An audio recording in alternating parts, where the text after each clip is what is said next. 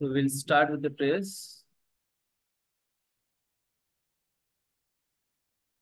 नमो विष्णुपादाय कृष्णपृष्ठाय भूतले श्रीमते भक्तिवेदांत स्वामिनिति नामिने नमस्ते सारस्वते देवे गौरवाणी प्रचारिणे निर्विशेष शून्यवादी पाश्चात्य देशतारिणे जय श्री कृष्ण चैतन्य प्रभु नित्यानंदा श्री अद्वैत गदाधर श्रीवासादि गौर भक्तवृंदा हरे Krishna Krishna Krishna Hare Hare Hare Ram Ram Hare Hare Hare Krishna everyone. So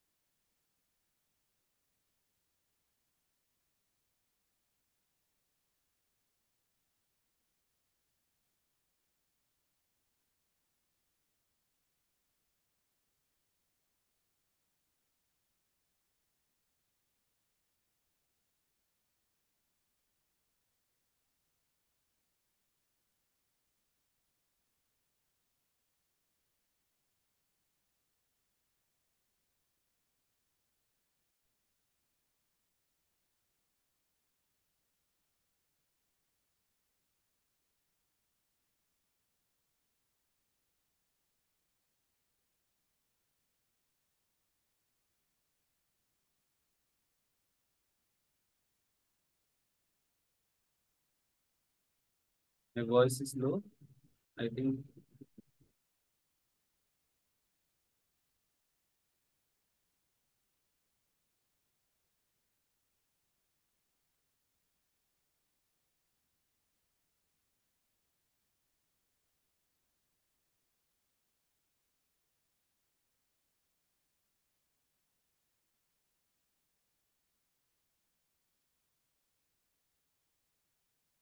So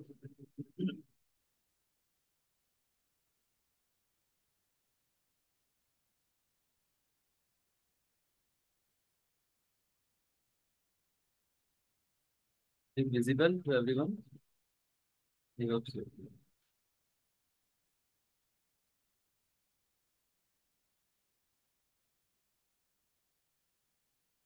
Okay. So today we are going to start overview. Sorry, the whole summary, and because it is very big, so we'll be just discussing few cantos as much as we can do today, because taking all 12 cantos it will be difficult, right?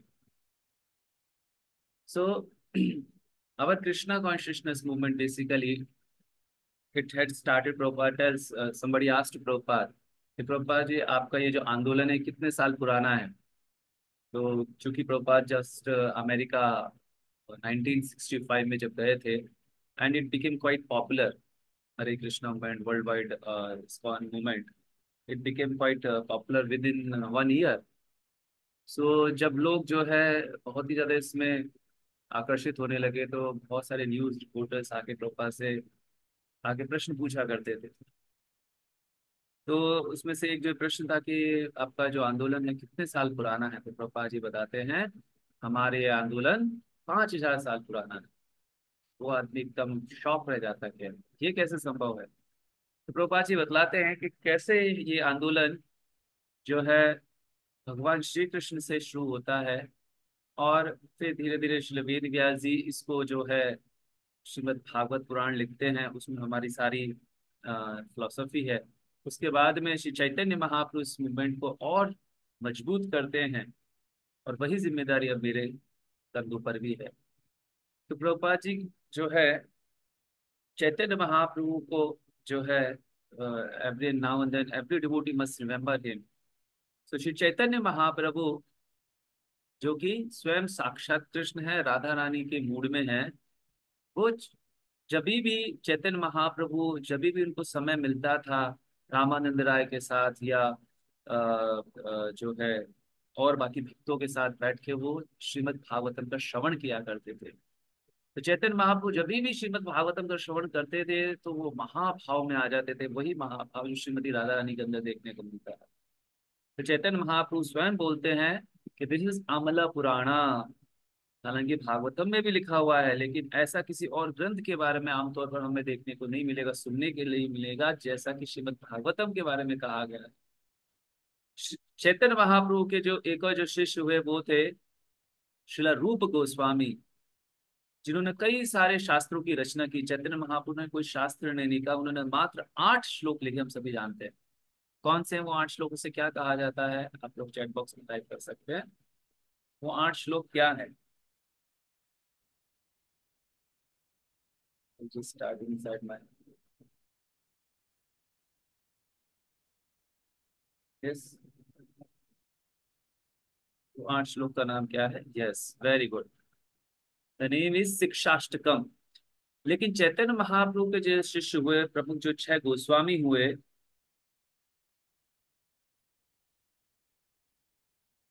तो वो जो प्रमुख जो 6 गोस्वामी थे, basically उन्होंने कई सारे ग्रंथों की रचना की, पूरे शास्त्रों के निचोड़ के जो एकदम जो सबसे ज्यादा सर्वोत्तम लगा उसको उन्होंने अपने ग्रंथों में लिखा, अपनी रचनाओं में लिखा।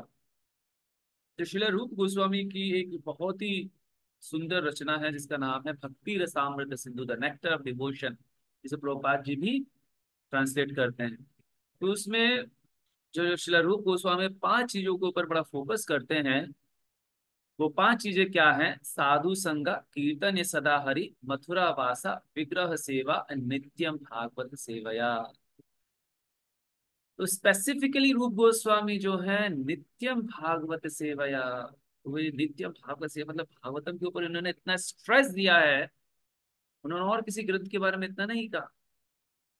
तो मतलब हम जो है, हमें कुछ भी हो जाए, लेकिन श्रीमद् भागवतम जो है हमें डेली की डेली हमें इसका अध्ययन करना है, इसका श्रवण करना है। फिर श्रील वेद व्यास जी, उन्होंने कई सारे वेद पुराण इत्यादि की रचना की थी, हम सभी जानते हैं। श्रील वेद व्यास जी स्वयं भगवान के शक्त्यावेश अवतार हैं। तो उन्होंने जो वेद लिखे वो कौन कौन से थे? उन्होंने ऋग्वेद लिखा, यजुर्वेद लिखा, सामवेद लिखा, अथर्ववेद लिखा। और उन वेदों के बाद में उन्होंने उपवेद लिखे, जैसे कि आपको जानकर अच्छा लगेगा, उन उपवेद जैसे कि आयुर्वेद, जिसको हम आज हम सभी लोग बड़े ही अच्छे से इस्तेमाल करते हैं। देन गंधर्व वेद, गांधर्व वेद, इसमें जो है नृत्य आदि इन सब की जो है शिक्षाएं मिलती हैं। धनुर्वेद, इसमें शास्त्र, जैसे शस्त्र शस्त्र शास्त्र है, और ऐसे इसमें शस्त्र की। अथर्ववेद, अर्थवेद, यानी कैसे जो है हमें पैसा कमाना है, कैसे धन को सही जगह पे लगाना है, इत्यादि इसमें बतलाया गया है। इसी तरीके से उन्होंने कई सारी और चीजें लिखी। अगर आपको पहले वेद पढ़ने हैं तो उससे पहले आपको क्या करना पड़ेगा? वेदांग, इसको समझना होगा। ये वेदांग क्या है? अगर हम शुरू करें छंद, तो कोई भी जो वेद है उसमें कई सारे जो श्लोक है उनको, उनके अंदर छंद है, मतलब उनको किस तरीके से उच्चारित करना है। अगर आपने किसी भी श्लोक को गलत उच्चारण कर लिया, एक की जगह आ बोल दिया, इसके हम भागवतम में आगे हम देखेंगे, उसकी वजह से जैसे इंद्र ने, इंद्र को ऐसा कोई एक उन्होंने यज्ञ में ऐसी आहुति डालनी थी जिससे कि उनका मान, जो वृतासुर उनके बहुत बड़े दुश्मन थे, उनको मारने वाला कोई पैदा हो, लेकिन उन्होंने गलत उच्चारण कर लिया, उसकी वजह से जो है किसका जन्म हुआ? जो इंद्र को मारने के लिए जन्म ले ऐसा, मतलब अगर आपने गलत उच्चारण कर लिया है तो उसका अर्थ का अनर्थ हो जाएगा, इसलिए आपको छंद पता होना जरूरी है। इसी तरीके से व्याकरण, प्रभुपाद जी बतलाते हैं कि व्याकरण जो है अगर हम सीखना चाहते हैं तो लगभग 10 से 12 साल हमें लगेगा, तब जाके हम वेदों को समझ सकेंगे। ज्योतिष, निरुक्ति, निरुक्ति का मतलब क्या है? डिक्शनरी, उनकी जो डिक्शनरी है उसको हमें समझना होगा। इसी तरीके से कल्प, बहुत सारे कल्प होते हैं, उनको हमें समझना होगा। शिक्षा, और भी इस तरह कई सारी जो शिक्षाएं हैं, न्याय हैं, बहुत सारे लॉजिक्स हैं, वो हमें समझने होंगे। जैसे कूप मंडूक न्याय हम जानते हैं, अर्ध कुकुटी न्याय, लॉजिक्स इनमें दिए गए हैं वेदांगास के एक हिस्से में। चैतन्य महाप्रभु न्याय शास्त्र में बहुत प्रवीण थे। उसके बाद में जो है उपनिषद है, ब्राह्मण हैं, आर आरण्यक है, संहिताएं हैं, जैसे मनु संहिता और पराशर संहिता, बृहस्पति संहिता, ऐसे ने बहुत सारी चीजों का श्री वेद व्यास जी ने रचना किया, जो मनु स्मृति।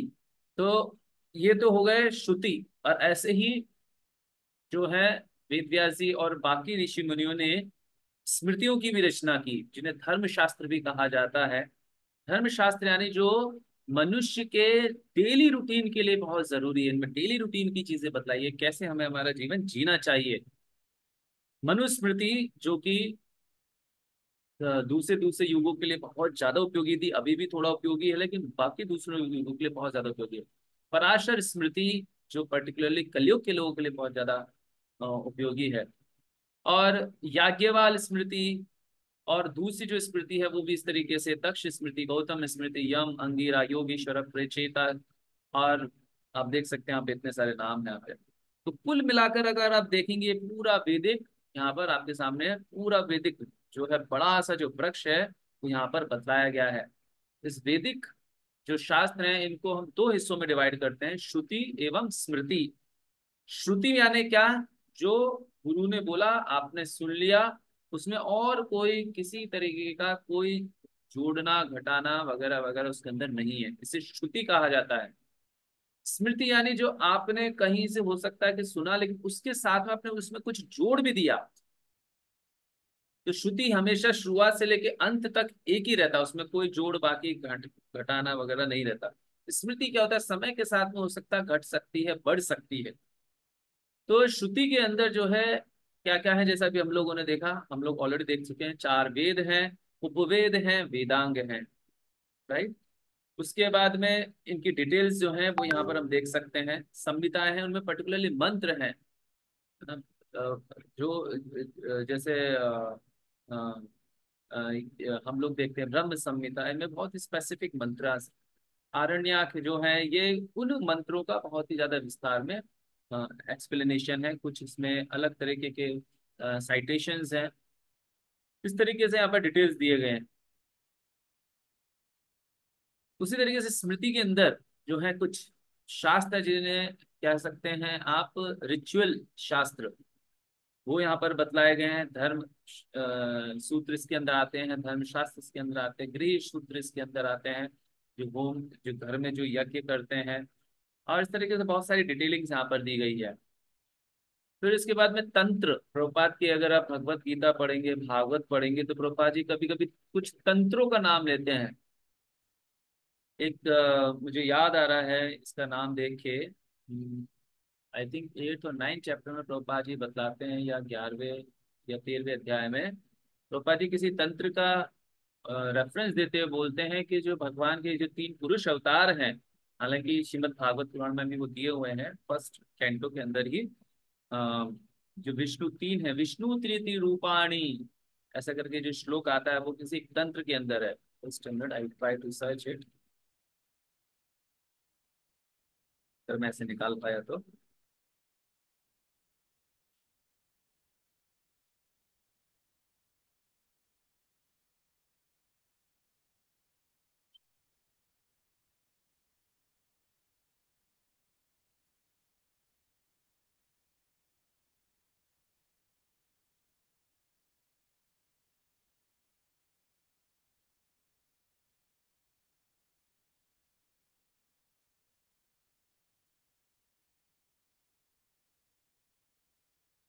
आप में से अगर किसी को याद है तो आप हेल्प कर सकते हैं।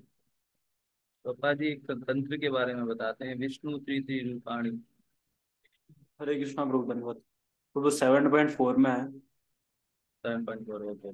Here I am getting one more Sagar. Shrutis Prabhupada is giving reference. Mad Mad Mad Yandi Nyaya Shruti.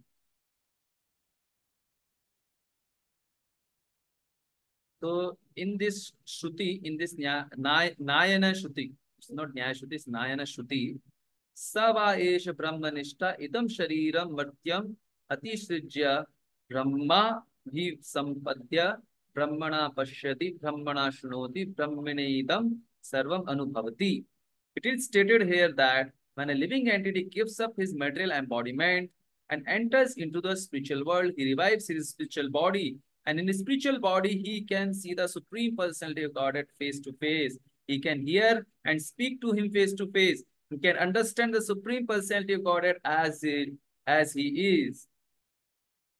In Smriti also it is understood that in the spiritual planets, everyone lives in bodies featured like the supreme personality of Godhead. So you see, so like that's very vast details, you can say very fine details are given in different different scriptures. But थोड़ा थोड़ा थोड़ा थोड़ा कहीं पे है, थोड़ा कहीं पे, थोड़ा कहीं पे, थोड़ा कहीं पे, इट्स एक्चुअली स्कैटर्ड, बहुत ज्यादा स्कैटर्ड है। तो यहाँ पर क्या दिया गया, जब आप आध्यात्म भौतिक शरीर छोड़ के आध्यात्मिक शरीर में प्रवेश करते हुए और वापस जब आध्यात्मिक जगत में आ जाते हो, तो वहां का जो प्रोसेस है यहाँ पर अच्छा दिया, अच्छे से बतलाया गया है श्रुति के मादयंती नायना श्रुति। देन 7.4,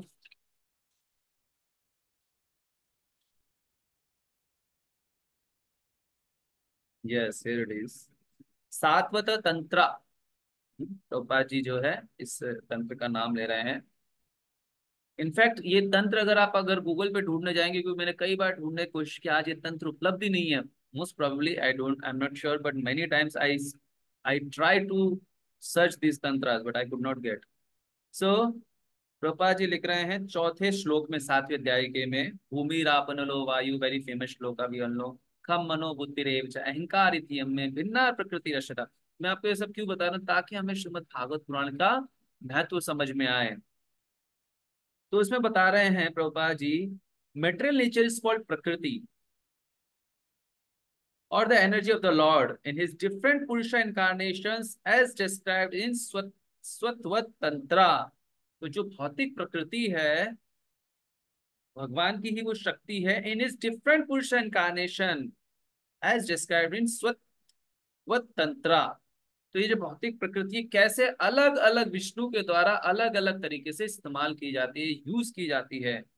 विष्णुस्तु त्रीणि रूपाणि पुरुषाख्यानि अथो विदु, एकंतु महता सृष्टर, द्वितीयं तु अंड संस्थितः, तृतीयं सर्वभूतस्थं, तानि ज्ञात्वा विमुच्यते। तो इसका ट्रांसलेशन जो है वो इस तरीके से आता है, विष्णु स्तुत्रीनि रूपाणी। तो कुछ लोग बोलते हैं कि कहाँ ये रेफरेंस दिया हुआ है, आप लोग जस्ट अपने से बता रहे हैं, गर्भोदक्षाय विष्णु, क्षुरोदक्षाय विष्णु, कारण दक्षिणाय विष्णु होते हैं। Sometime people they give the illogical logic that ये आपका जो ब्रह्म संहिता है ये भी करेक्ट नहीं है, हम इसको भी नहीं मानेंगे, हमें तो कहीं शास्त्रों से कहीं दूसरी जगह से बतलाइए। तो प्रभुपाद जी वहां का रेफरेंस दे रहे हैं, स्वतवत तंत्र। उसमें होता है विष्णु जो है तीन उनके रूप हैं, पुरुख्यानि अथो विदु, जो है वो पुरुष अवतार है। इनफैक्ट श्रीमद् भागवत पुराण में भी इसका वर्णन आता है, हम लोग उसको देखेंगे जब हम फर्स्ट कैंटो की समरी अलग से देखेंगे, आज हम उसकी चर्चा नहीं करेंगे। एकंतु महत सृष्टिर, तो महत तत्व के बारे में हम जानते हैं। तो महत तत्व में जो पहला जो है अपना दृष्टि का आक्षेप करते हैं, उन्हें कहा जाता है महाविष्णु या कारण दक्षाय विष्णु। तो वो पहले जो है वो महत तत्व से सृष्टि की रचना शुरू करते हैं, उन्हें क्या कहा जाता है, कारण दक्षाय विष्णु। द्वितीयम द्वितीयम तु अंड संस्थितः, और दूसरे जो है संस्थितम यानी वो स्थापित हो जाते हैं किसके अंदर, अंडा ब्रह्मांडा उसके अंदर स्थापित होते हैं। तृतीयम सर्वभूतस्तम, और तीसरे जो विष्णु है वो सर्वभूतस्तम यानी सारे जीवों के अंदर वो प्रवेश करते हैं, किस रूप में, परमात्मा रूप में, शूर्दक्षाय विष्णु के रूप में। तानी ज्ञात्वा विमुच्यते, और ये जो जानदाता है विमुच्यते, वो जो है भगवान के धाम को प्राप्त कर लेता है। सो ये तंत्र भी तीन तरीके के हैं, तामसिक, राजसिक एवं सात्विक सात्विक। उसी तरीके से पुराण, जिन्हें पंचम वेद भी कहा गया है, उदाहरण के लिए महाभारत, इसे भी पंचम वेद कहा जाता है। श्रीमद् भागवत पुराण और अन्य पुराणों को भी पंचम वेद कहा गया है, और इसके बाकायदा श्लोक हैं शास्त्रों में, जिसमें अभी हम डिटेल्स में नहीं जाएंगे। तो इन पुराणों के अंदर क्या क्या आता है, 18 पुराण आते हैं, 18 उप पुराण आते हैं। ये पुराण मतलब प्राचीन, जिनमें प्राचीन से प्राचीनतम घटनाएं बहुत ही अच्छे से यहाँ पर हमें पढ़ने को मिलेगी, समझने को मिलेगी। फिर है इतिहास, इसे भी पंचम वेदा कहा गया है, जो कि महाभारत है। और महाभारत के अंदर ही सबसे महत्वपूर्ण चीज जो वेद व्यास जी ने डाली वो क्या है, श्रीमद् भगवत गीता। और इसके अलावा रामायण भी इतिहास के अंदर आती है। और षड दर्शना, षड दर्शन जो है इसके बारे में भी हम लोग कई बार चर्चा कर चुके हैं, अभी हम डिटेल में नहीं जाएंगे। तो अलग अलग जो ऋषि हैं जैसे कि कपिल मुनि हैं, इन्होंने सांख्य योग के बारे में बतलाया है। उसी तरीके से जो है योग, उस जो है पतंजलि ऋषि ने उसके बारे में बतलाया है। वैशाखिका कणाद ऋषि ने इसके बारे में बतलाया गया, जिसमें एटम की डेफिनेशन आती है। न्याय बाय गौतम मुनि, और मीमांसा, कर्म मीमांसा गौतम जैमिनी ऋषि, और वेदांत जो कि स्वयं वेद व्यास जी ने लिखा है। सारे वेदों का निचोड़ अंत यहाँ पर बतलाया गया है। एंड लास्ट में हम देखते हैं गोविंद भाष्य, जैसे कि शिला बलदेव विद्याभूषण ने जिसकी रचना जयपुर में की थी, गुप्त वृंदावन में की थी। तो इस तरीके से हम देखें तो इतना बड़ा ये जो है आप कह सकते हैं बहुत ही बड़ा जाल है ये। इसे कहा गया है निगम कल्प तरु, है ना। ये जो क्या है, एक कल्प तरु के समान है। कल्प तरु यानी आप जो चीज चाहे, आपको भौतिक चीजें चाहिए, आपको ज्ञान चाहिए, आपको शक्ति चाहिए, आपको अपनी काम इच्छा की पूर्ति करनी है, आपको कुछ भी चाहिए, आप इन शास्त्रों से उन चीजों को प्राप्त कर सकते हैं। तो वेद व्यास जी ने ऐसे काफी सारी चीजों की रचना कर दी। एंड बहुत ही एक तरफ से, है ना, उनके अंदर था कि मैंने बहुत सारी चीजों की रचना कर दी, लेकिन फिर भी कहीं ना कहीं वो जो है थोड़ा सा खुश नहीं थे अपनी इन चीजों से। सो एक दिन वो जो अपने जो आश्रम है बद्रिक आश्रम, आप लोग अगर हमारे साथ यात्रा गए हैं तो गंगा नदी के तट पे उनका आश्रम है। आज भी जो है वो श्लोक इस भागवतम में देखने को भी, तो एग्जैक्ट लोकेशन बता रहा है जहाँ पे श्रील वेद व्यास जी, ये आज वहां पर उनका आश्रम है। तो श्रील वेद व्यास जी बड़े ही, आप कह सकते हैं मन में खिन्न है कि मैंने इतने सारे शास्त्र लिख डाले, लेकिन अभी भी मेरे मन को पूर्ण संतुष्टि नहीं मिली है। तो इतने में ही वहां पर श्रीला नारद मुनि का आगमन होता है, जो उनके गुरु हैं। नारद मुनि जो है उनको वो आसन देते हैं, बैठाते हैं, और उनके सामने जो है नारद मुनि के मन को पहले से जानते थे। तो नारद मुनि को कहना शुरू करते थे कि हे वेद व्यास, मैं जानता हूं कि आपके मन में क्या चल रहा है। तो आपने इतने सारे शास्त्रों की रचना की दी, लेकिन मेरे हिसाब से जो मैं आपको बताने जा रहा हूँ कि ये सब क्या है, जुगुप्सितम। जुगुप्सितम मतलब सब बेकार है। आपने जितने भी शास्त्र रचे, 17 पुराण लिखे, आपने 4 वेद लिखे, आपने उप पुराण लिखे, आपने स्मृति लिखी, आपने तंत्र लिखे, आपने इतिहास यानी जो भी चीज लिखा वो सब बेकार है। जुगुप्सितम शब्द ही यूज करते हैं श्लोक के अंदर नारद मुनि।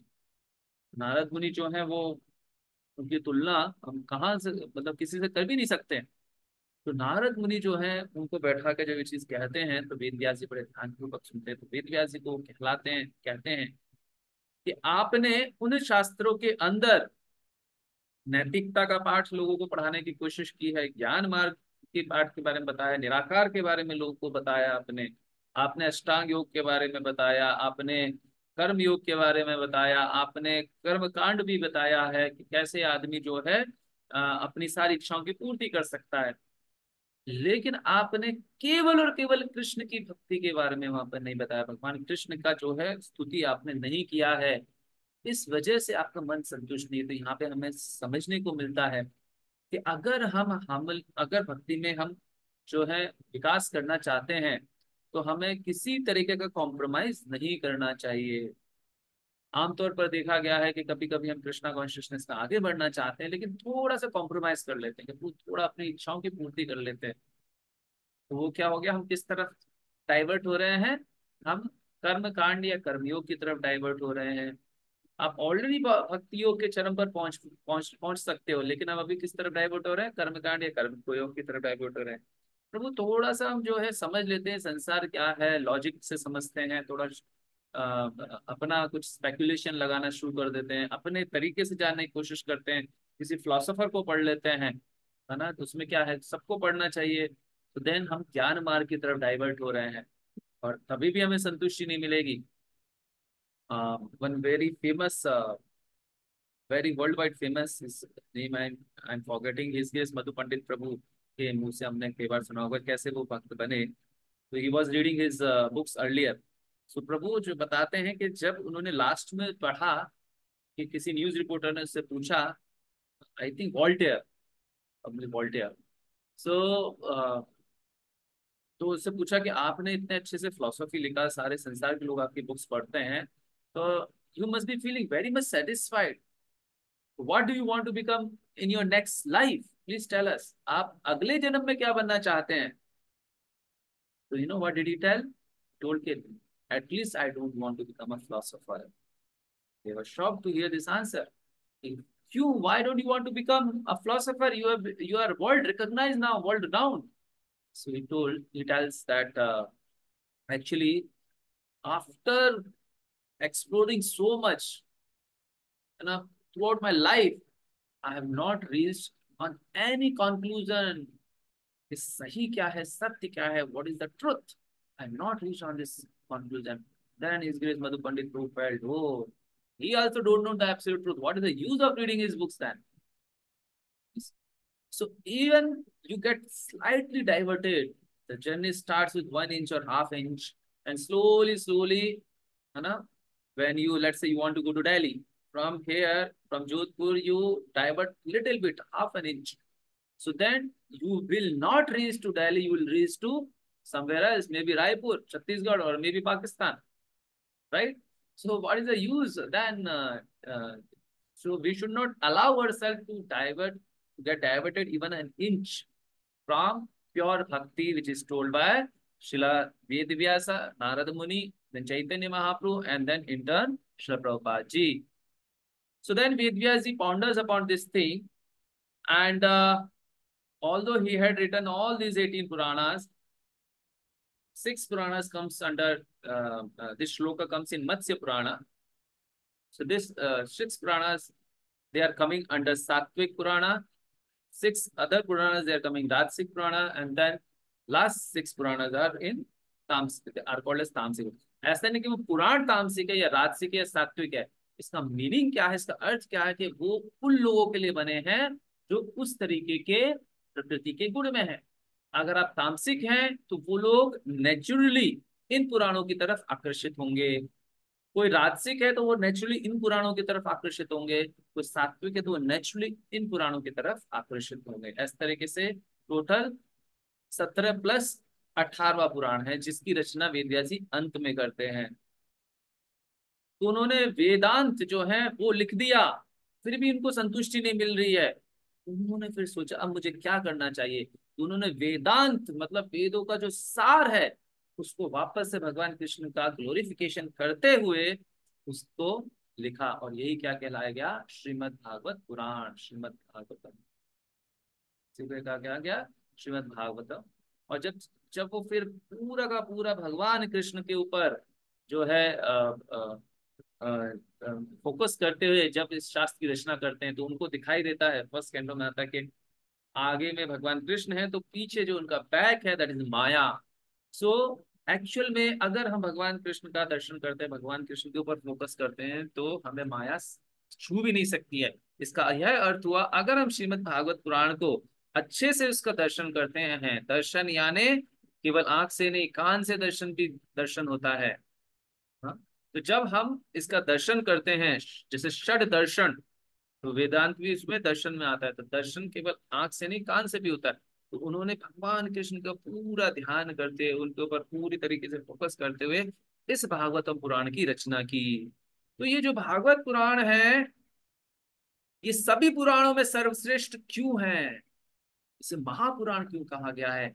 किसी भी पुराण में ये 10 के 10 टॉपिक्स नहीं है, 10 की 10 चीजें नहीं है जितनी चीजें श्रीमद् भागवत पुराण के अंदर है। और उसके बाद में ये अंत में यही बतला रहा है कि भक्ति जो है वो सर्वोपरि है, भक्ति योगा सर्वोपरि है, उससे ऊपर कुछ भी नहीं है। न ज्ञान योग, न अष्टांग योग, न कर्म कांड, न कर्म योगा, न ध्यान, nothing. Highest is bhakti yoga. Srila Veda Vyasa is writing very nicely here. So second canto के 10वें अध्याय के पहले श्लोक में जो है 10 सब्जेक्ट मैटर्स जो भागवतम, जैसे कि भगवत गीता में कितने सब्जेक्ट मैटर्स है, कोई बता सकता है? You can type in your chat box, how many topics are there in Shrimad Bhagavad Gita, please type. Five, okay, very good. Five, what are those five topics, please tell me, what are those five topics?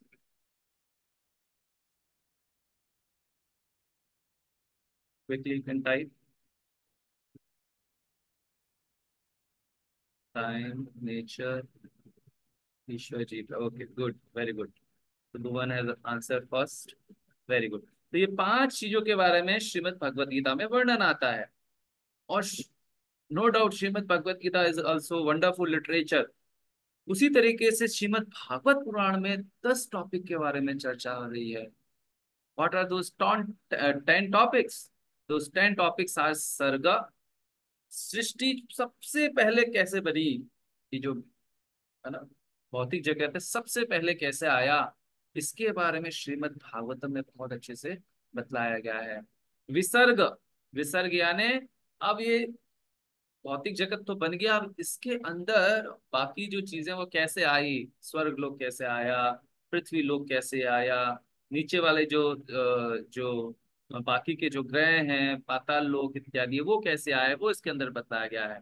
स्थानम, फिर उसके बाद में अलग अलग जीवों से ये संसार भरा कैसे, क्योंकि जब बिल्कुल ये तो पक्की बात है कि जब पहली पहली बार सर्ग और विसर्ग की रचना हुई होगी, है ना, प्राइमरी क्रिएशन सेकेंडरी क्रिएशन की जब रचना हुई होगी, तब यहाँ पर कोई जीव नहीं होगा। तो ये जीव कैसे आए, है ना, मनुष्य कैसे आए, सांप कैसे आए, जानवर कैसे आए, पक्षी कैसे आए, पेड़ कैसे आए, देवता कैसे आए, ब्रह्मा जी कैसे आए, ये सब किस में आता है? स्थानम में।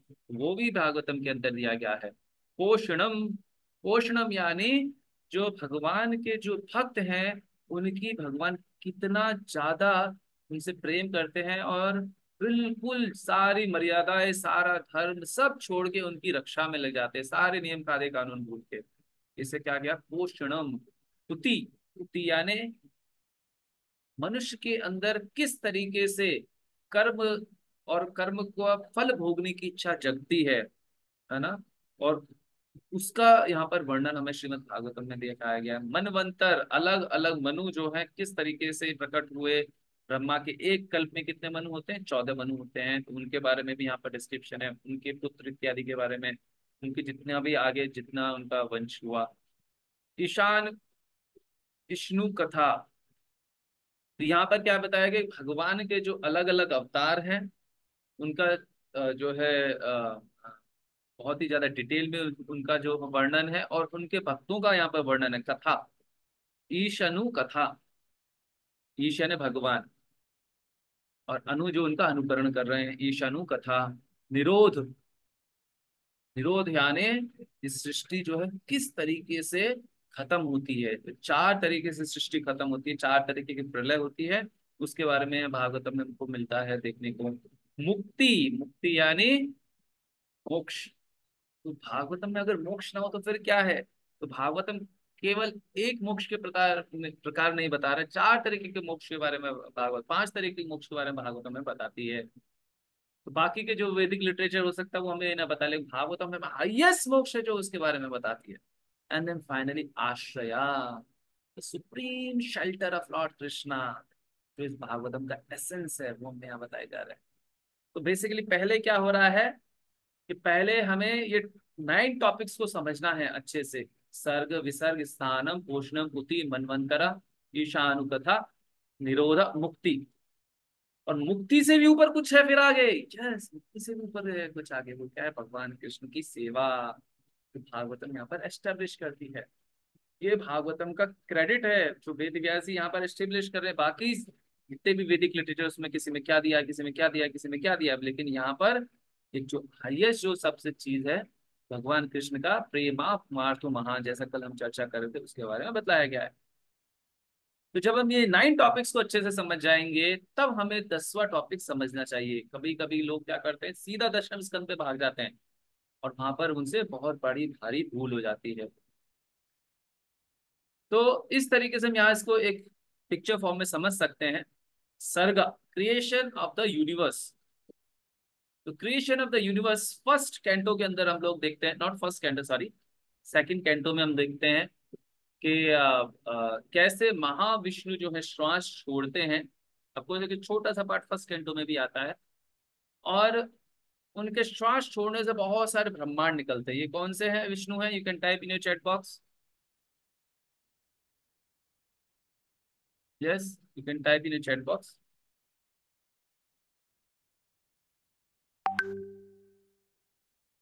ये कौन से विष्णु हैं?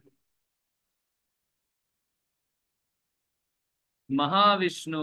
वेरी गुड, बहुत अच्छा, Karanodakashayi Vishnu. Okay great. So sarga इसे कहा जाता है। आपको थोड़ा इस पिक्चर से हो सकता है क्लियर हुए ये टॉपिक्स। विसर्ग, विसर्ग माने सेकेंडरी क्रिएशन। अब महाविष्णु के बाद में कौन से विष्णु आते हैं? गर्भोदक्षाय विष्णु। वो जो है इन अलग अलग ब्रह्मांडों के अंदर प्रवेश करते हैं और उनकी नाभि से ब्रह्मा जी निकलते हैं। ये विस्तार में दूसरे स्कंद में बतलाया गया है। तीसरा स्थान, मेंटेनिंग द प्लानिटरी सिस्टम्स। तो अलग अलग जो प्लानिटरी सिस्टम वो कहाँ कहाँ पर हैं, उनकी पोजीशन कहाँ है, क्या स्थिति है। तो मृत्यु, ये जो पृथ्वी लोक ये कहाँ आता है, ब्रह्म लोक कहाँ आता है, गंधर्व लोक कहाँ आता है, ध्रुव लोक कहाँ आता है, स्वर्ग लोक कहाँ आता है, पाताल लोक कहाँ आता है, नर्क लोक कहाँ आता है, रसातल, महातल, तलातल, इन सब के बारे में जो है वो कौन से स्कंद में आता है? पांचवें स्कंद में आता है। पोषणा, प्रोटेक्शन फॉर डिवोटीज। भगवान अपने भक्तों की जो है सारी मर्यादाएं, सारे नियम कायदे कानून छोड़ के उनकी रक्षा करते हैं। जैसे कि अजामिल, उसका भगवान ने सारा नियम कायदे कानून छोड़ के उनकी रक्षा की।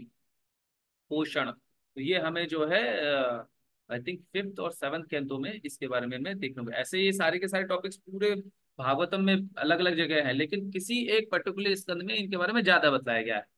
उति, उति मतलब the creating impetus of Karma.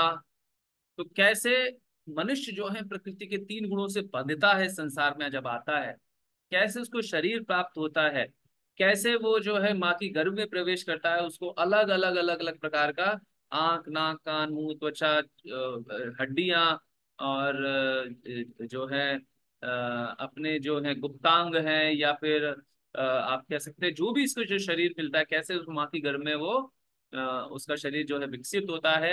ये जो है इससे लेके और कैसे वो अलग अलग शरीरों में जाता है, कैसे संसार में फंसता है, माया में फंसता है, जो है वो सारा इस भागवतम में बहुत अच्छे से जो है बतलाया गया है।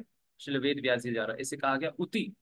हम इसको देख सकते हैं तीसरे स्कंद में भी देख सकते हैं, जहाँ पे कपिल मुनि माता देवहूति को, कैसे छोटा बच्चा माँ के गर्भ में बढ़ता है, कैसे एक जीव दूसरे शरीर में प्रवेश करता है, वो सारा यहाँ पे बतलाया गया है। छठवा है जो टॉपिक जो भागवतम में डिस्कस किया गया है वो है मनवंतर। अलग अलग मनु, टोटल 14 मनु होते हैं एक कल्प के अंदर ब्रह्मा जी के। तो उन मनुओं का नाम क्या है, उनके वंशज कौन हुए, जैसे कि स्वयंभुवा मनु, उनके जो वंशज हुए जैसे राजा प्रियव्रत, राजा उत्तानपाद, उत्तानपाद की जो संतानें हुई वो ही ध्रुव और उत्तम। और इसी तरीके से जब उन्होंने जब राज्य करना छोड़ दिया तो प्रियव्रत को राजा बनाया गया। उनकी कौन सी संतानें हुई? उनकी संतानें हुई जो है इक्ष्वाकु, फिर उसके बाद में राजा नाभि, फिर उसके बाद में ऋषभदेव, उसके बाद में राजा भरत। इस तरीके से ये सारे जो है चर्चा करते हैं छठवें सातवें स्कंद में। ईशानु कथा, द साइंस ऑफ गॉड, है ना। और साइंस ऑफ गॉड, और उसके साथ में एक चीज यहाँ पे लिखना भूल गए, साइंस ऑफ गॉड और कौन सा आता है ईशानु कथा में, आप बता सकते हैं? व्हाट इज ईशानु कथा? अभी हमने चर्चा किया था, you can type in chat box Ishanu कथा।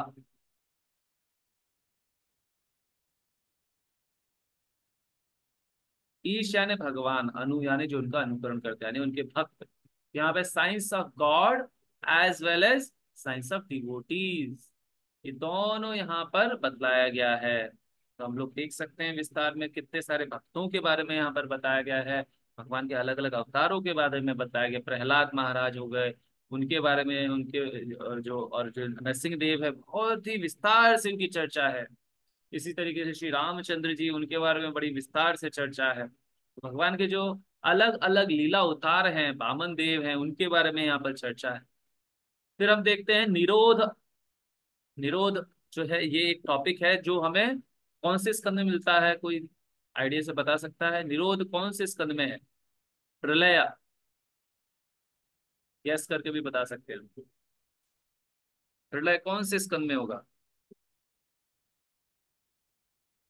ओके, प्रलय आता है 12वें स्कंद में। तो जो है वो 12वें स्कंद में टोटल 4 तरह की प्रलय है वो बताई गई है। एक होता है नित्य नित्य प्रलय। नित्य प्रलय यानी हर क्षण जो है इस संसार में चीजें खत्म होती जा रही हैं, है ना, हमारा शरीर हो या कोई और वस्तु हो। इसी तरीके से बताया गया प्राकृतिक प्रलय। ब्रह्मा जी का जो दिन अंत होता है तो उसे कहा जाता है प्राकृतिक प्रलय। उसी तरीके से एक और प्रलय है जिस जो ब्रह्मा जी के जीवन के अंत के समय होती है ना। और ऐसा करके टोटल 4 प्रलय बताई गई है, जिसे कहा गया है निरोध, है ना। तो ये चीज यहाँ पर टोटल इस तरीके से और लास्ट में जो है मुक्ति, नवा जो चीज है जो हम समझेंगे 11वें स्कंद में मोस्टली, जहाँ पर हम राजा नाभि और नव योगेंद्र एवं उद्धव जी, है ना, भगवान कृष्ण जो है उद्धव जी के साथ में जो वार्तालाप करते हैं, उनका जो संवाद है, जिसे उद्धव गीता भी कहा गया है, तो वहां पर इसके बारे में हमें काफी चर्चा देखने को मिलेगी मुक्ति के बारे में। तो जब कोई व्यक्ति ये पूरे के पूरे 9 चीजों को समझ जाता है अच्छे से, तब वो अपने आप भगवान कृष्ण के प्रति आकर्षित हो उठता है। तो भगवान को समझने की चेष्टा करता है, भगवान को समर्पित होने की चेष्टा करता है। और उस 10वें जो टॉपिक का नाम है जो भागवतम में बताया गया वो है आश्रय, जो वास्तव में किसी भी स्कंद में, किसी भी पुराण में, वेद में ज्यादा डिटेल में नहीं बताया गया। वो केवल केवल श्रीमद् भागवतम में बताया गया है, जो 10वें स्कंद में मिलता है, जो कि जो है आप कह सकते हैं इस पूरे भागवतम का निचोड़ कह सकते हो। तो श्रीमद् भागवतम को अभी हम शॉर्ट में थोड़ा सा देखने का प्रयास करेंगे।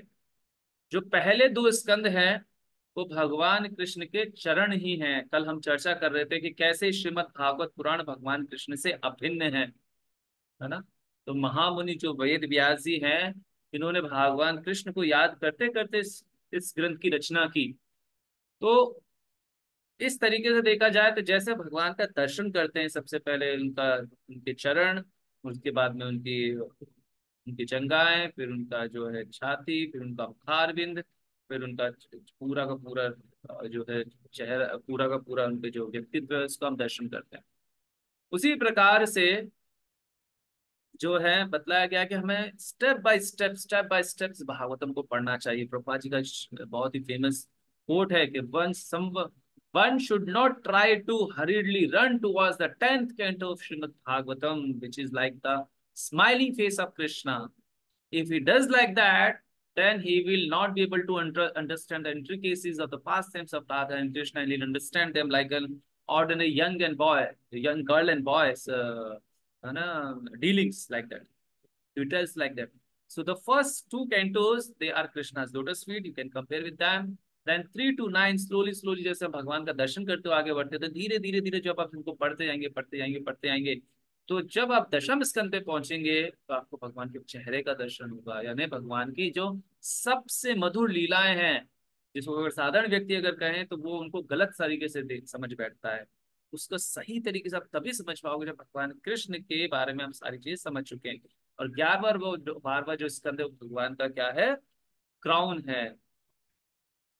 तो now let us try to understand first and second canto, जो भगवान के चरण चिन्ह जो होते हैं उनसे, उनको चरणों से जो है उनको उनकी तुलना की गई है। सो ये जो पहले 2 स्कंद है ये आश्रय यानी भगवान के जो भगवान को जो समर्पण है, आश्रय जो भगवान का लेना है उसकी तरफ हमें अग्रसर करते हैं। कैसे अग्रसर करते हैं? पहला जो स्कंद है जिस जो शुरुआती होता है सूत गोस्वामी से। सूत गोस्वामी जो है नैमी शारण में बैठे हुए हैं। नैमी, नैमी यानी निमि शब्द से आए नैमी, जो एक कह सकते हो एक पहिए की धुरी जिसे कहा जाता है, उससे आया है नेमी ये शब्द। तो निमि ये जो एक चक्र है जो ब्रह्मा जी ने सृष्टि के स्टार्टिंग में, ब्रह्मा जी के पास में सारे ऋषि मुनि पहुंचे। उन्होंने कहा कि हम कहाँ पर बैठ के ऐसे तपस्या करें जहां पर तपस्या का हमें आसानी से फल मिल सके, जहाँ पे बहुत आसानी से हमें ध्यान लगाने में, भगवान कृष्ण का ध्यान लगाने में हमें आसानी हो, उनके जो है उनके बारे में समझने में आसानी हो। तो ब्रह्मा जी ने जो है एक जो है बड़े से रथ का पहिया जो है फेंका पृथ्वी की ओर। और ये जो नेमि जिस तरफ आके जिस आरण्य में आके गिरी, उसे क्या कहा गया? नैमिषारण्य, है ना? इसे क्या कहा गया? नैमिषारण्य। तो यहाँ पर सृष्टि के स्टार्टिंग से ही लोग, ऋषि मुनि आके तपस्या, ध्यान, जप इत्यादि करते आए हैं। बहुत ही घना जंगल है यहाँ पर, किसी तरीके के किसी भी राक्षस का कोई प्रवेश नहीं होता। तो सूत गोस्वामी और बाकी शौनकादि ऋषि, शौनकादि ऋषि जो भी, वो भी बहुत ही ज्यादा प्रकांड हैं, उनको भी सारे शास्त्र पहले से ही पता है। लेकिन फिर भी they are setting the scene actually for the whole Bhagavatam to be chanted again. Bhagavatam कई बार बोली जा चुकी थी इससे पहले, जैसे कि हम लोग चर्चा कर रहे थे। लेकिन जैसे भगवान कृष्ण अर्जुन के सामने दोबारा से भगवत गीता बोल रहे हैं, हालांकि पहले भी वो कई बार भगवान कृष्ण भगवत गीता बोल चुके हैं, अर्जुन के सामने, सूर्यदेव के सामने, लाइक कई बार रिपीट कर चुके हैं। उसी तरीके से श्रीमद् भागवत पुराण भी कई बार बोली जा चुकी है। लेकिन हम सभी बद्ध जीवों के लिए, जो कलयुग में रह रहे हैं, उनके लिए दोबारा से वो सीन को सेट कर रहे हैं। जिस तरीके से कोई मूवी होती है, उसमें सीन कैसे सेट किया जाता है, हमें पता है। वो मूवी में सब चीजें पहले से सेट हो चुकी है, उसमें कोई ऐसा नहीं है कि बहुत बड़ी बात है करके, लेकिन वो फिर भी हमें आकर्षित करती है। उसी तरीके से यहाँ पर सीन को सेट किया गया। तो इसमें से एक चैप्टर का नाम है सेटिंग द सीन। एक चैप्टर का नाम क्या है? फर्स्ट कैंटो में सेटिंग द सीन। ओके। सो तो यहाँ पर क्या हो रहा है कि सूत गोस्वामी को आराम से गद्दी पे बैठा के, व्यास आसन पे बैठा के, शौनक आदि ऋषि, बहुत सारे ऋषि थे, है ना, कई हजार ऋषि थे। जहां तक हमें याद है 80,000 के आसपास ऋषि थे। वो बैठ के कई जो है वहां पर उनका जो बहाना था वो क्या था कि वो वहां पर वो हवन करना चाह रहे थे, लेकिन एक्चुअल में वास्तव में श्रीमद् भागवतम सुनना चाहते थे। तो जैसे ही हवन खत्म होता है, वो सूत गोस्वामी को आसन देते हैं, व्यास आसन देते हैं, और उनसे प्रश्न पूछना शुरू करते हैं जो श्रीमद् भागवतम का जो है सीन को क्रिएट कर रहा है। वो ऐसे प्रश्न पूछते हैं, पहले 6 प्रश्न पूछते हैं, जिनका उत्तर देते देते सूत गोस्वामी भागवतम की हिस्ट्री बताना शुरू करते हैं कि भागवतम कैसे पहली बार बोली गई सुखदेव गोस्वामी के द्वारा। वो हम चर्चा करेंगे जब फर्स्ट कैंटो को विस्तार से जब हम लोग अध्ययन करेंगे, तो उसकी हम चर्चा करेंगे। तो सूत गोस्वामी बताने लगते हैं कि भागवतम की हिस्ट्री क्या है, भागवतम कैसे भूली गई, क्या कारण थे जिसकी वजह से भागवतम सुखदेव गोस्वामी ने परीक्षित महाराज को कहा। तो पहले वो जो है यही कथा बतलाते हैं कि किस तरीके से वेद व्यास जी जो हैं वो पूरी तरीके से निराश हैं। शास्त्र उन्होंने लिख दिए, लेकिन फिर भी वो पूरी तरीके से खुश नहीं है। तो वेद व्यास जी जो है फिर श्रीमद् भागवत पुराण की रचना करते हैं। और उस भागवत पुराण में जो है वेद व्यास जी जो है वो बतलाते हैं फिर कैसे इस वेद व्यास जी जो कृत जो भागवतम है वो किस तरीके से परीक्षित महाराज तक पहुंचती है। क्योंकि ये एक प्रश्न था किसका? शौनकादि ऋषि का। वेद व्यास जी ने भागवतम लिख दी, लेकिन उनका यह प्रश्न रह गया कि हमने जो है कुंती महारानी के बारे में आपसे सुना। कुंती महारानी जो है भगवान की अनन्य भक्त है, पांडव भगवान के अनन्य भक्त हैं। तो भगवान कृष्ण महाभारत के युद्ध के बाद में वापस द्वारिका जाना चाह रहे, लेकिन कुंती महारानी जो है उनसे आग्रह करती है, विनम्र आग्रह करती है कि कृपया करके आप रुक जाइए, कुछ दिन और यहाँ रुक जाइए। लेकिन भगवान कृष्ण रुकना नहीं चाहते हैं। तो फिर युधिष्ठिर महाराज उनसे प्रार्थना करते हैं, और युधिष्ठिर महाराज के आग्रह पे भगवान वहां पर रुक जाते हैं। तो प्रभुपाद जी वहां लिखते हैं कि युधिष्ठिर महाराज के आग्रह को देख के, मतलब अपने भक्तों का आग्रह देख के भगवान उसको मना नहीं कर सकते हैं। तो भगवान वहां पर रुकने के लिए तैयार हो जाते हैं। और इतने में सूचना आती है कि भीष्म पितामह जो है वो अपना जो है गोलोकवास के लिए तैयार है करके। तो सारे के सारे जो जो पांडव हैं वहां जाने के लिए प्रस्थान करते हैं। तो उससे पहले जो सीन आता है कि युधिष्ठिर महाराज जो है वो बड़े ही द्रवित हैं कि मेरी वजह से मुझे राज्याभिषेक करने के लिए इतने सारे लोगों की हत्या की गई। तो यहाँ पे बहुत ही इंपॉर्टेंट पॉइंट जो है हमें समझना होगा। भगवान कृष्ण स्वयं मौजूद है वहां पे। तो स्वयं वहां पर मौजूद है, और परीक्षित महाराज, युधिष्ठिर महाराज को वो पैसिफाई करने की कोशिश करते हैं, उनको सांत्वना देने की कोशिश करते हैं। लेकिन युधिष्ठिर महाराज चुप नहीं होते हैं, वो फिर भी अपने आप को आरोपी घोषित किए जा रहे हैं। तो भगवान कृष्ण समझ जाते हैं कि मेरे समझाने से भी नहीं समझेगा।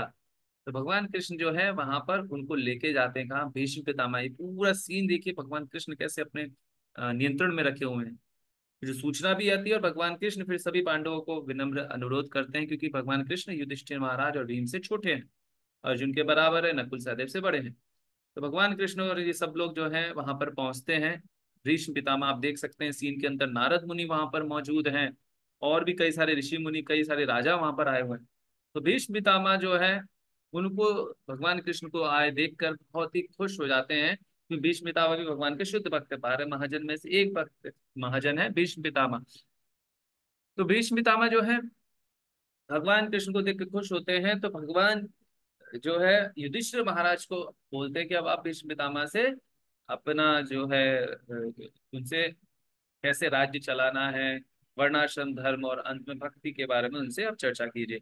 और इस तरीके से युधिष्ठिर महाराज से चर्चा शुरू करते हैं, और अपना जो है जो मन है वो भी उनके सामने रखते हैं। तो भीष्म पितामह के समझाने पर युधिष्ठिर महाराज बिल्कुल समझ जाते हैं, और उनका जो मन जो खिन्न था वो खत्म हो जाता है। तो प्रभुपाद जी लिखते हैं कि भगवान जो है कभी कभी हो सकता है भक्त को ना समझा पाए कोई चीज।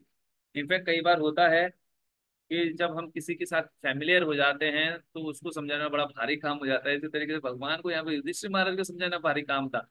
दूसरा चीज हमें यहाँ सीखने को मिलती है कि भगवान कृष्ण जो है यह श्रेय किसको देना चाहते थे, भीष्म पितामह को देना चाहते थे, कि उनका जो भक्त है उसका जो है ख्याति संसार में फैले।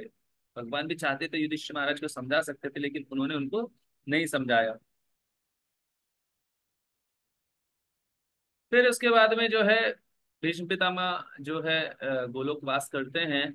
और फिर जब ये जो कथा चलती रहती तो फिर उनसे पूछते हैं कि अच्छा, उसके बाद में जो आपने हमें बतलाया है कि उत्तरा का जो गर्भ में जाके, इससे पहले जब कुंती महारानी प्रार्थना करती है, उससे पहले उत्तरा भगवान कृष्ण की तरफ दौड़ती हो आती है, क्योंकि अ, अश्वत्थामा ने ब्रह्मास्त्र छोड़ दिया था। तो भगवान कृष्ण स्वयं उत्तरा की गर्भ में प्रवेश करके जो है उस बालक की रक्षा करते हैं। और वो बालक पहली बार अपने जीवन में भगवान कृष्ण को माँ के गर्भ में देख लेता है। तो जब से वो जन्म लेता है वो बालक, वो हर किसी प्राणी को देखकर वो उसके उसको उसको चेक करता था कि कहीं ये वही आदमी, वही भगवान कृष्ण तो नहीं है जिसको मैंने गर्भ में देखा था। इसलिए इनका नाम पड़ता परीक्षित, जो हर किसी व्यक्ति की परीक्षा ले रहे हैं। तो बचपन से ही भगवान के शुद्ध भक्त जो है बन के पैदा होते हैं, और इनके अंदर वही सारी क्वालिटीज थी जो पांडवों के अंदर थी। ये राक्षसों के लिए, चोरों के लिए जो है बिल्कुल काल के समान थे, यमराज के समान थे, और प्रजा के लिए भगवान के समान थे। तो पूरा पृथ्वी इनके नियंत्रण में था, पूरी तरीके से इनके नियंत्रण में था। जो है राजा परीक्षित एक बार दौरे पे निकलते हैं, और किस तरीके से फिर है ना, इसको पूरा हिस्ट्री बताते हैं किस तरीके से जो है राजा परीक्षित जब जाते हैं तो एक ऋषि के गले में वो सांप डाल देते हैं। और जब वो सांप डाल देते हैं तो उनका जो बेटा होता है उनको श्राप दे देता है कि 7 दिन में आपके तक्षक नख के काटने से मृत्यु हो जाएगी।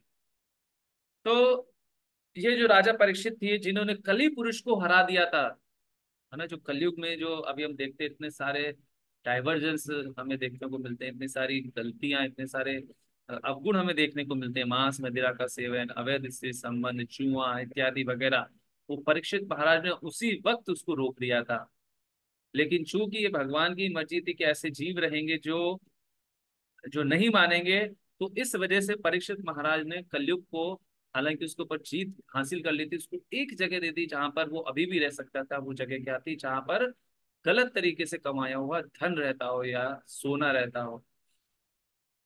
तो एनीवे उसके बाद में परीक्षित महाराज को श्राप मिलता है, और इस चीज का उनको एहसास हो जाता है, लेकिन वो उसको खत्म करना नहीं चाहते थे। वो चाहते तो उस श्राप को जो है शून्य कर सकते थे, क्योंकि भगवान के अनन्य भक्त थे। उसके बावजूद वो उसको स्वीकार करते हैं, और यहीं पर भागवतम का जो है सीन सेट होना शुरू हो जाता है। तो हम देखते हैं कि किस तरीके से परीक्षित महाराज गंगा नदी के तट पे जाके बैठते हैं। वहां पे सारे के सारे ऋषि मुनि आए हुए हैं, उनसे वो प्रश्न करते हैं कि मृत्यु के वक्त हमारी सबसे बड़ा जो कर्तव्य है वो क्या होना चाहिए। उनके पास 7 दिन केवल शेष है। तो जब सारे ऋषि मुनि से जो वो चर्चा कर ही रहे हैं, उतने में ही वहां पे सुखदेव गोस्वामी का प्रवेश होता है। और सुखदेव गोस्वामी जो है उनसे भी ये प्रश्न करना चाहते हैं, जो कि सेकंड कैंटो में शुरू हो जाता है।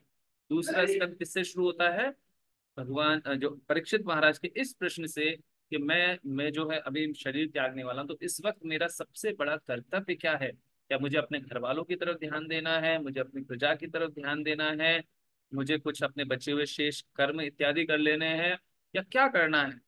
तो वही जो चीज है वो दूसरे स्कंद से हम लोग कल से चर्चा करना शुरू करेंगे।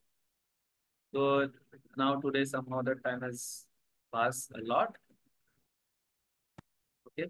So if you have any questions or doubts, you can please ask. One or two questions I may take. Otherwise, we'll just close. कोई प्रश्न आपका? हरे कृष्णा गुरुकुल। हाँ, हरे कृष्ण। तो वो जो जो क्लासिफिकेशन था ना पूरा वेदेश का, क्या ना, क्या क्या कितने कितने है ऐसे, किसमें किसमें श्रुति है स्मृति है वगैरह, तो उसमें हम्म, उपनिषद का काउंट जो है वो 220 लिखा हुआ था। तो वो तो 108 है ना प्रभु। हो सकता है गलत हो, मुझे देखना पड़ेगा, पॉसिबली हो सकता है 220 तो। उपनिषद का काउंट कितना दे देगा? 220।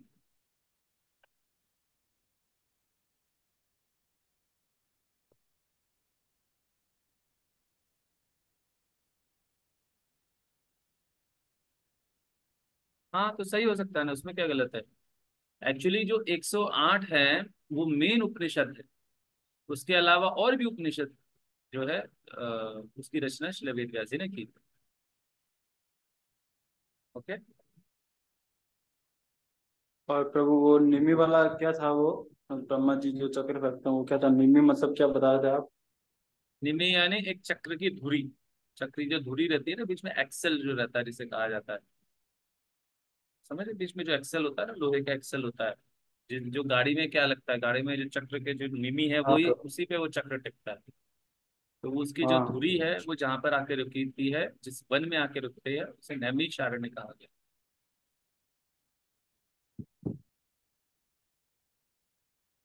ठीक है प्रभु। हरे कृष्ण।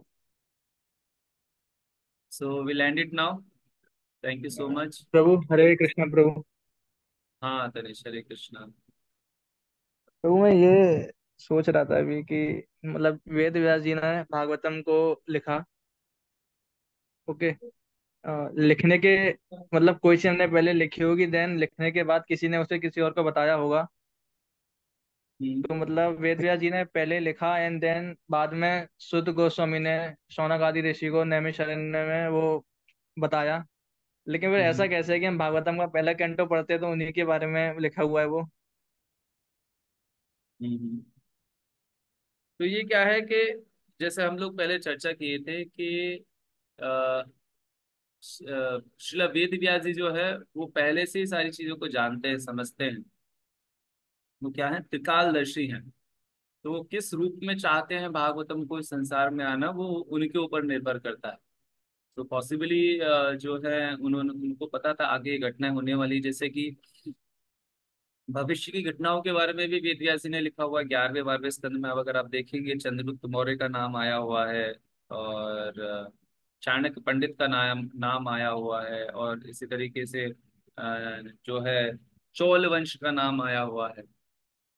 तो वेद व्यास जी जो है वो चाहे जैसे उसकी रचना कर सकते हैं, उनको पता है कि आगे क्या क्या घटने वाला है, तो इसलिए उन्होंने उसी तरीके से उसकी रचना कर दी। आप समझे? और जी प्रभु। Okay, dear all. So I hope you have started reading the Srimad Bhagavatam. If you don't have hard books, I request everyone please get the hard books. अगर आप इसमें original set नहीं है श्रीमद् भागवतम का, then you please take it from. We can just order for you. So that's my request.